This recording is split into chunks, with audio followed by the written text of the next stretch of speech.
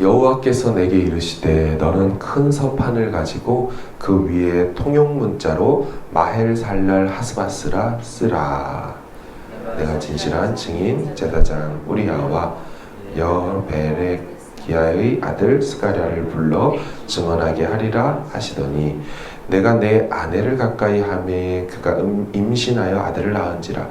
여호와께서 내게 이르시되 그의 이름을 마헬살랄 하스바스라 하라. 이는 이 아이가 내 아빠 내 엄마라 부를 줄 알기 전에 다메섹의 제물과 사마리아의 노량물이 아수르 왕 앞에 옮겨질 것임이라 하시니라. 여호와께서 다시 내게 말씀하여 이르시되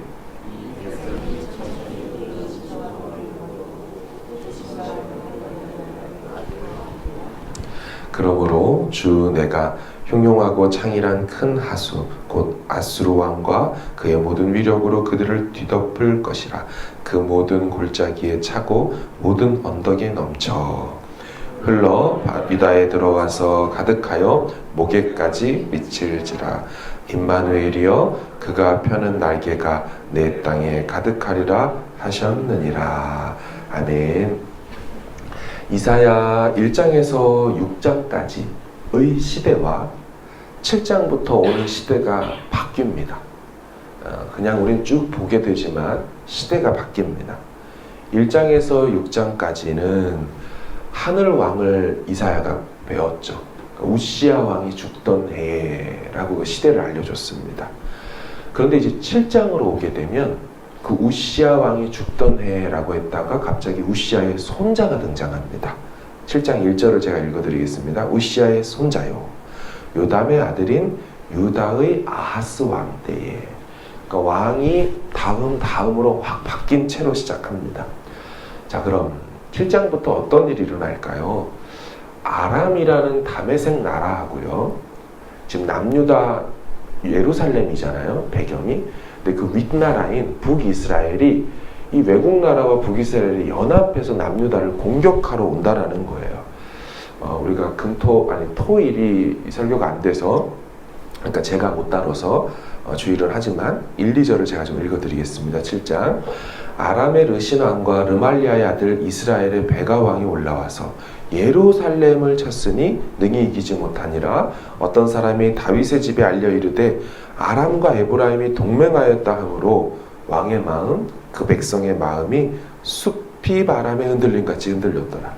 그러니까 유다와 예루살렘 입장에서는 막 연합해서 온다니까 남감하다 못해 숲이 바람에 흔들리듯이 마음이 그렇게 떨려버렸다는 것입니다. 현재 왕은 아하스입니다. 이전에 말씀드린 대로 아하스 왕은 악한 왕입니다. 성전문을 닫았고 예배를 폐쇄하고 우상을 퍼뜨린 자입니다. 그러니 사실은 당해도 싸지요. 당해야 합니다. 그런데 하나님이요, 그에게 기회를 주셔요. 심지어 이사야 선지자를 보내서 기회를 주시는데 내용이 뭐냐? 야, 아하스 왕아, 나쁜 왕인데 걱정하지 마라. 두려워 말고 낙심 마라. 두 나라 연합군 그거 망하니까. 7장 4절을 보시면 그에게 이르기를 너는 삼가며 조용해라. 르신과 아람과 르말리아의 아들이 심히 노해도 이들은 연기나는 두 부직갱이 그루터기에 불과하니 두려워 말며 낙심하지 말라. 7절. 여호와의 말씀이 그 일은 서지 못하고 이루지 못한다. 하나님이 악한 왕에게 이사야 선지자를 통해 걱정 말고 낙심 말라고 위로한다는 게 이해가 사실 잘 안 갑니다. 그러면서 그 왕에게요, 오직 한 가지만 요구하세요. 나만 믿어라. 굳게 믿기만 해라. 아하스에게는 이제 믿는 일만 남았습니다. 그리고 아하스에게 이 일이 이루어질 것을 믿으며 여호와의 징조를 구하라고 합니다. 여러분, 구약에서 징조를 구하는 행동은 믿지 못하기 때문에 보여달라는 의미가 아닙니다. 오히려 믿는 사람이 행하는 행동이 징조를 보여달라고 하는 것이죠. 따라서 아하스는 믿고 이루실 징조를 보여달라고 요청하고 그 징조 바라보면서 붙들고 나가면 됩니다. 그런데 이 아하스의 행동을 보십시오. 7장 11, 12절을 보시면 너는 네 하나님 여호와께 징조를 구하되 깊은 데서든지 높은 데서든지 구하라. 이제 뭐 다 믿고 그냥 징조만 구하면 돼요. 근데 12절에 아하스 하는 말 좀 보세요. 나는 구하지 아니하겠나이다. 나는 여호와를 시험하지 아니하겠나이다 한지라. 믿음의 행위가 아닙니다. 안 믿어버리겠다라는 거예요. 그래서 이사야가 말합니다. 왜 하나님 마음을 어렵게 하느냐. 13절 이사야가 이르되 다윗의 집이여 원하건대 들어라. 너희가 사람을 괴롭히고서 그것을 작은 일로 여겨 또 나의 하나님을 괴롭히려 하느냐. NASB 번역은 나의 하나님의 인내를 시험하느냐. 참 인생이 안타깝지요. 하나님이 일하신다고 하는데요. 믿지 않고 버텨버립니다. 답이 없는 인생이죠. 그럼에도 하나님은요. 그의 반응을 무시해버려요. 사실 오늘 설교를 하면서 계속 제가 하나님을 이해를 못합니다. 제 마음과 계속 다른 방향으로 가셔요. 이 하나님의 반응, 하나님이요. 구하라고 해서 안 믿어버리는 이 인간을 향하여 무시해버리고 징조를 줘버립니다. 한 여인이 아들을 낳을 건데 그 애 이름을 그 집에서 뭐라고 지을 거냐면 임마누엘이라고 애 이름을 지을 거야. 이게 징조로 그냥 줘버립니다. 그리고 그 임마누엘이라고 이름 지음받은 그 애가 좀 자라서 선악을 분별하게 되는 어느 수준이 되어지면 그때 너를 향해 공격하는 두 나라 내가 무찔러 줄게. 말이 되나요? 아니 믿지도 않았고 나쁜 놈인데 도와주겠다는데도 안 믿는데 그냥 무시하고 징조 줘버리고 다 무찔러 주겠대요. 잘 이해가 솔직히 안 됩니다. 그런데 이게 끝이 아니었습니다. 하나님은 도와준다고 해도 도움을 거절한 이 아하스에게 이렇게 말씀을 하셔요. 그런데 그래? 네가 거절했어? 그러면 내가 이 아람과 북이스라엘은 없애주지만 아수르를 보낸다. 얇은 회초리를 드셨다가 내려놓고 몽둥이와 강목으로 바꿔 드신다는 얘기거든요. 제가 여기서 이해가 또 되더라고요. 그렇지요. 하나님 역시 7장 17절 보시면 여호와께서 에브라임이 유다를 떠날 때에 당하여 보지 못할 날을 너와 내 백성과 내 아버지 집에 임하게 하시리니 곧 아수르 왕이 오는 날이니라. 맞습니다. 난리가 났죠. 회초리를 드시던 아버지가 이제 강목하고 쇠파이프로 바꿔 드시겠다고 하니까 지난주에 제가 아수르의 잔혹함에 대해서 잠시 말씀을 드렸지 않습니까? 이제 아까 회초리 들었을 때 무릎 꿇고 싹싹 아버지께 빌었어야 되는데 이제 화가 나신 아버지를 그 화를 가라앉게 할 방도가 없습니다. 오늘 본문이 아니라서 제가 간단히 말씀드린다면 아수르 왕이 와서 백성들을 단체 삭발시킬 거다. 머리털, 발털, 수염 다 깎아버리겠다. 여러분 이거는 그들 문화 속에서는 완전한 수치를 얘기하는 겁니다. 이집트에서 파리를 보내겠다. 아수르에서 벌을 보내서 너희들을 쏘아버리겠다. 이런 문맥 속에 오늘 본문이 등장하는 겁니다. 여호와께서 화가 나신 상태로 큰 태블릿에 돌칼로 새겨가지고 마헬살랄 하스바스라고 쓰라고 이사야한테 말씀하죠. 우리 8장 1절을 같이 한번 읽겠습니다. 시작. 여호와께서 내게 이르시되 너는 큰 서판을 가지고 그 위에 통용 문자로 마헬살랄 하스바스라 쓰라. 아멘. 이 말이 무슨 뜻인지, 이 말을 왜 쓰라고 하는지 알 수는 없지만 그냥 크게 다들 볼 수 있도록 써놓고 말았어요. 그리고 시간이 10개월이 지납니다. 왜 10개월이 지났냐면 그새 이사야는 아내와 잠자리를 해요. 참고로 이사야의 아내도 선지자였습니다. 8장 3절을 보시면 내가 내 아내를 가까이 하매 그녀가 임신하여 아들을 낳은지라 하는 그 아내가 여자 선지자라고 되어 있습니다. 영어 성경도 그렇고요. 이제 번역해서 그냥 아내라고 했지 아내도 여선지 이름은 나와 있지만 여선지입니다. 나와 있지 않지만 자, 그 결과 10개월쯤 지나 아들을 낳았어요.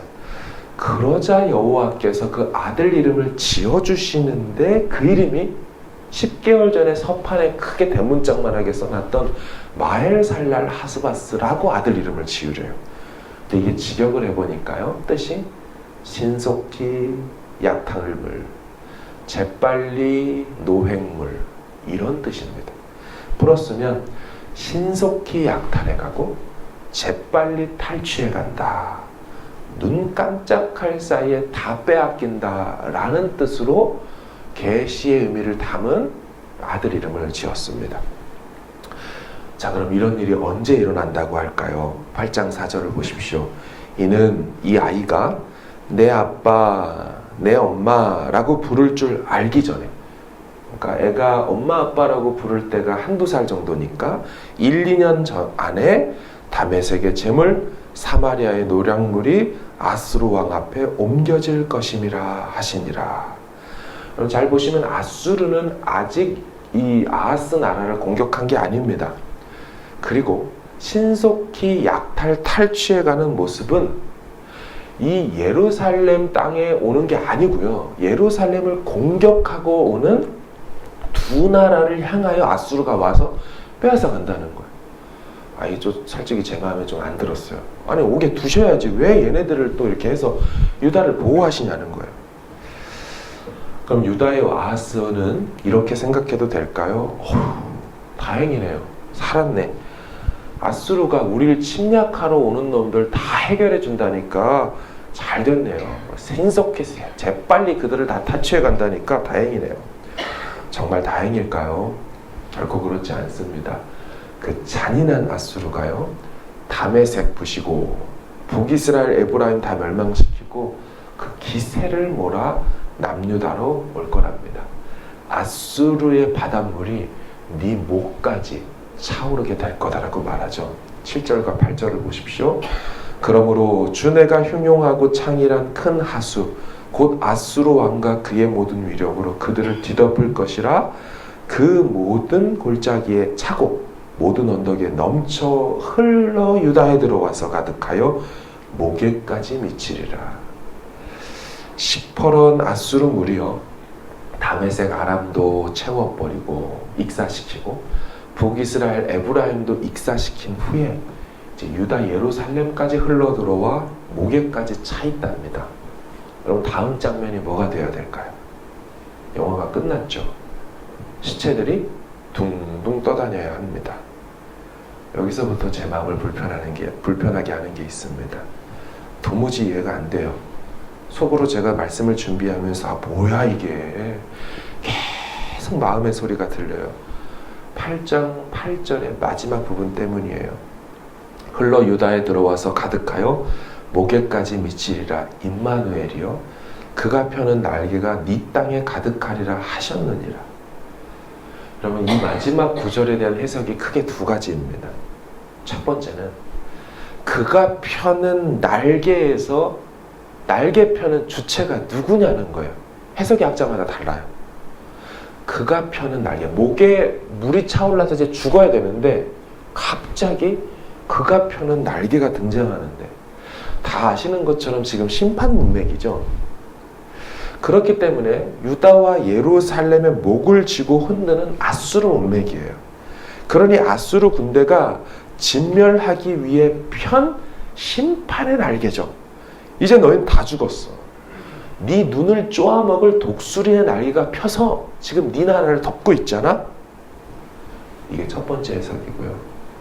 두 번째 해석은 그가 펴는 날개에서 날개 피는 주체를 여호와 그분으로 보는 해석이 있습니다.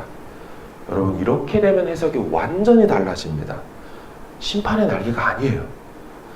목에까지 물이 찼고 마땅히 그냥 딱 올라와서 죽여야 되는 게 인지상정이고 제 마음이 편한데, 이 상황에서도 그분이 갑자기 날개를 펴서 유다 예루살렘을 보호하신다?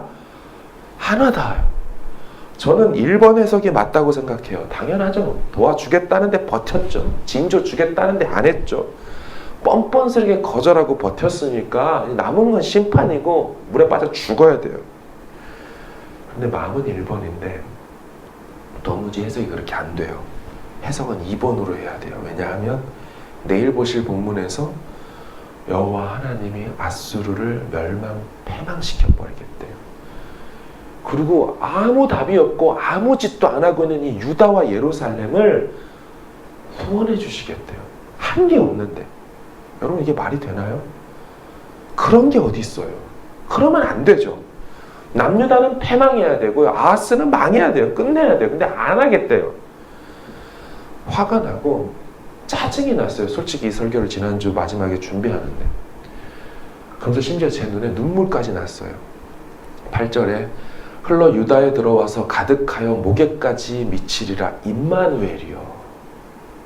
임마누엘이요? 여러분 이걸 순서 따라 직역하면 이렇게 됩니다. 네 목에까지 미칠 거야.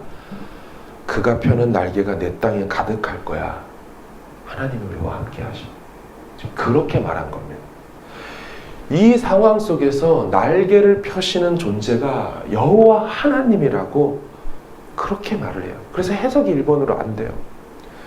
우리 아버지 하나님이 어떤 분이십니까? 제 마음속에 있는 선악의 논리, 상벌의 논리, 옳고 그름의 논리를 막 깨뜨리셔요. 그리고 그 상황 속에서도 그 악인에게 조차도 다시 기회를 주셔요. 왜 그럴까요? 하나님이 다윗 자손을 택하셨기 때문이에요. 이 후손의 죄악보다 하나님의 약속과 그 택하심의 그것이 훨씬 더 강력해요. 그렇게 말도 안 되는 짓을 많이 하는데 북이스라엘은 택함 받지 못했기 때문에 19명의 왕이 오면서 계속 왕조가 바뀌고 또 다른 놈이 왕되고 또 죽이고 막 별짓 다 하는데 남유다의 20명은 오롯이 다 다윗의 자손으로만 와요. 악한 짓을 해도 말이죠. 또다시 기회를 아하스를 주고 그 다음에 히스기야가 태어나죠. 하나님은 제가 생각하는 용납의 수준과 이해의 수준을 넘어 계셔요. 여기까지 해서 멈춰야 되는데 이 본문이 해석이 안 되게 부딪힘을 줘요.